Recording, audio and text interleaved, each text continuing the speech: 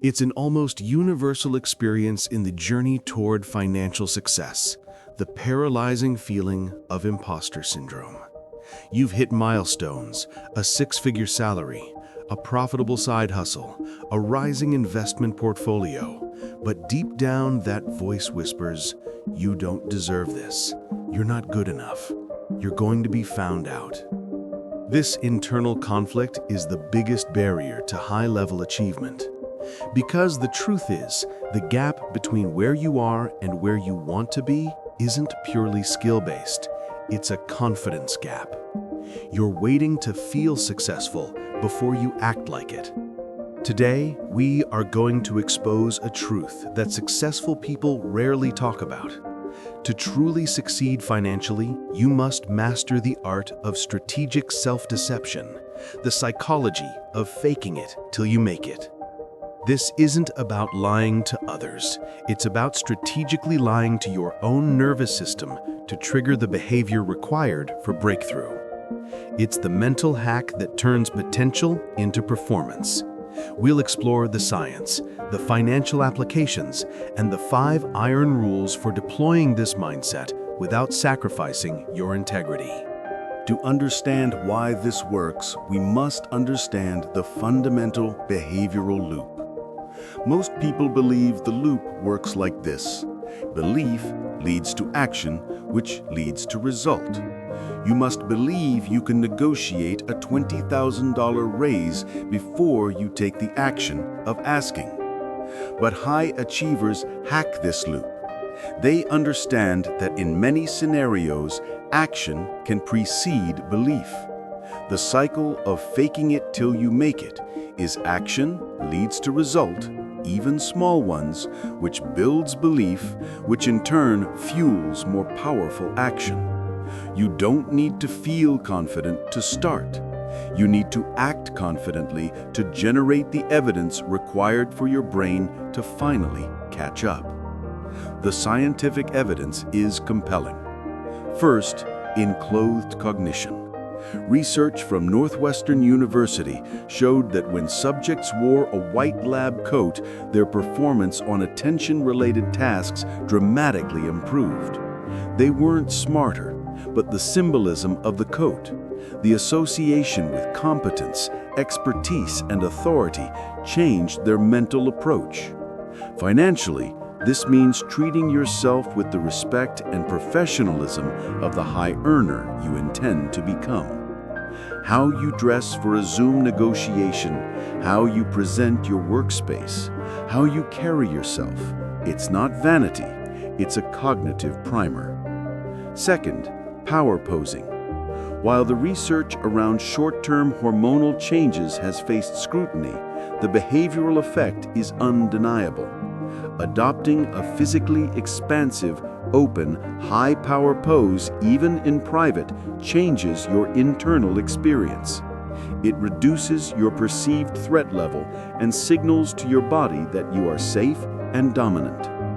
Walking into a venture capital pitch or salary review with the physical carriage of success is a form of preemptive self-deception that directly reduces performance anxiety. The takeaway? You don't have to wait for the internal feeling of confidence. You can force the feeling by changing your external behavior. Where does this strategic mindset matter most in finance? In situations where external perception and self-valuation are critical. 1. Salary negotiation. Pretend your market value is $20K higher. The most common mistake high-potential individuals make is anchoring their self-worth to their current income. When asked for your salary expectation, your brain defaults to a number slightly higher than your last paycheck. To fake it till you make it here means doing the research and then stating your price with the absolute certainty of someone who is already worth that number. You are selling a future version of yourself. By confidently naming a higher number, you anchor the negotiation in your favor. Even if you come down, the starting point has psychologically boosted your outcome. Your voice might tremble inside, but your outward projection must be unshakable. 2. Visionary confidence in entrepreneurship. Every successful startup founder had to fake it at some point. They had to articulate a future vision for their company that was exponentially larger than their present reality. This isn't lying about the numbers, it's displaying unconditional certainty in the outcome. No investor, no key hire, and no customer will believe in your vision if you do not fully project that belief yourself. This strategic pretense is the fuel that attracts resources. You must act as if the deal is already done, the contract is already signed, and the market disruption is inevitable. 3. Breaking through financial plateaus. The moment you hit a ceiling, whether it's the 100K salary mark or the 1 million net worth mark, your mind often self-sabotages, convincing you that this is the limit of your capability.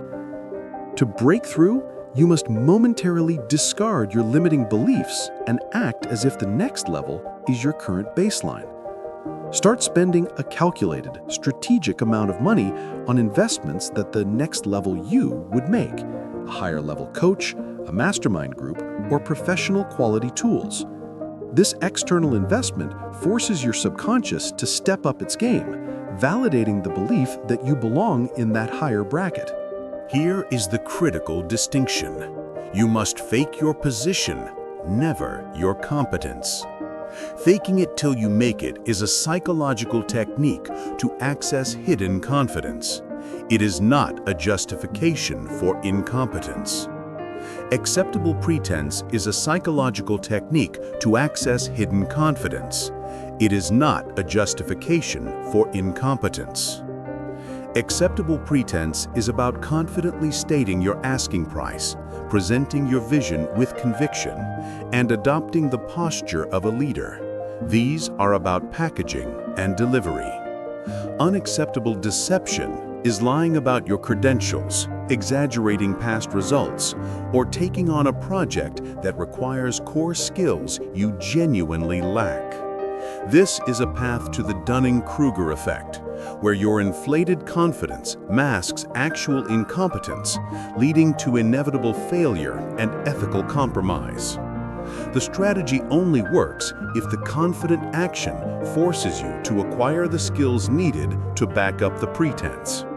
If you confidently negotiate a raise, you must immediately work twice as hard to ensure you over-deliver on the promise. The pretense is the ignition. Execution is the engine. To utilize this strategy safely and effectively, adhere to these 5 non-negotiable rules. Rule 1. The footprint rule. You don't have to invent the successful persona from scratch. Identify 3 successful individuals in your industry or any industry whose behavioral footprints you admire. How do they walk, speak, and make decisions? When facing a critical moment, ask, what would mentor do in this negotiation? Mimicking successful external behavior is the fastest way to program internal confidence. This is not theft, it's rapid behavioral prototyping. Rule 2. The 3-second rule. Interrupting doubt. Self-doubt, hesitation, and the fear of failure are instantaneous. They form in a fraction of a second. The 3-second rule states that the moment you feel the impulse to act on a financial opportunity, send the proposal, ask the question, launch the product, you must execute the action within 3 seconds. If you wait longer, the emotional wiring of fear and scarcity will kick in, paralyzing you. Preemptive action is the only defense against overthinking. Rule 3. The 80% rule of confidence. Always keep a 20% margin for humility and learning. Your projection should be 80% conviction and 20% openness to feedback and self-correction. The person who projects 100% confidence is often dismissed as arrogant or delusional. The 80% rule keeps you coachable and prevents you from making irreversible mistakes due to overconfidence. Rule 4. The power language rule. Your internal dialogue translates directly to your external output. To fake it, you must immediately purge limiting and weak language from your vocabulary, particularly when discussing money or capability. Replace "I think I can do this" with "I know I can deliver this." Replace "I'm just hoping for a raise" with "I am expecting to negotiate my market value of X." Replace "I feel like I should get a promotion" with "I will take on X responsibility and expect Y timeline." Power language asserts certainty and shifts the dynamic from one of pleading to one of expectation and control. Rule 5. The Victory Journal. Strategic self-deception only becomes authentic belief if you record the evidence. Every time you take a fake-it action, a bold pitch, a high negotiation, or a scary investment, and it leads to a positive result, no matter how small, write it down. This victory journal is the evidence log your subconscious needs. When doubt inevitably returns, you don't argue with it, you simply consult the log. "I felt this fear last time, and I still closed the deal." This transforms a temporary hack into a permanent, self-reinforcing confidence loop. The final irony of faking it till you make it is that once you've successfully faked it a few times, you realize the fear was an illusion. The pretense forces the performance, and the performance generates the reality. True financial intelligence is understanding that confidence is not a prerequisite for success. It is a result of consistent, confident action. Stop waiting for permission or the perfect feeling. Your mind will always default to safety and scarcity. Your job as a high-potential individual is to strategically override that default setting. Ask yourself, what high-impact financial action are you currently delaying because you don't feel ready? Today is the day you adopt the posture, the language, and the expectation of the success you are chasing. Call to action. If this deep dive into the psychology of confidence helped shift your perspective, hit the like button and subscribe for more advanced financial mindset strategies. What is one way you plan to fake it today? Share your commitment in the comments below.